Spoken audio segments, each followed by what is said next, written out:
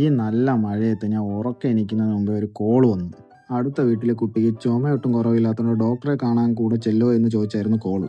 പിന്നെ ഒന്നും നോക്കിയില്ല, കാറും എടുത്ത് അവരെയും കൂട്ടി നേരെ ഹോസ്പിറ്റലിലേക്ക്. അങ്ങനെ അവരെ ഹോസ്പിറ്റലും ആക്കി നമ്മൾ നേരെ പോയത് ഒരു തട്ടുകടയിലേക്കായിരുന്നു. ഒരു 5 സ്റ്റാർ തട്ടുകട. ഇതാണ് ഞാൻ പറഞ്ഞ തട്ടുകട. ഇവിടുത്തെ വിഭവങ്ങൾ ഇത്രയൊക്കെ ഉള്ളൂ, പക്ഷേ ടേസ്റ്റ് വൈസ് അങ്ങനെ അവിടെ നിന്ന് ഫുഡ് അടിയും കഴിഞ്ഞ് നേരെ വീട്ടിലേക്ക്. അടുത്ത പരിപാടി ഈ പയ്യന്റെ കസ്റ്റമറിന്റെ സ്കൂട്ടി എടുക്കാൻ പോവുക എന്നതാണ്.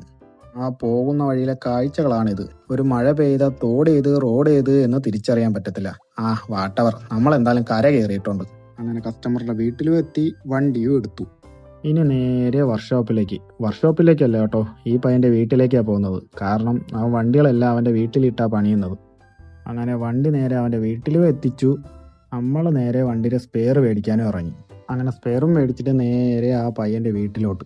പയ്യന് സാധനം കിട്ടിയ ഉടൻ തന്നെ പയ്യൻ പണിയും തുടങ്ങി. പിന്നെ അവിടെ നിന്ന് ഇറങ്ങി നേരെ ചായക്കടയിലേക്ക്.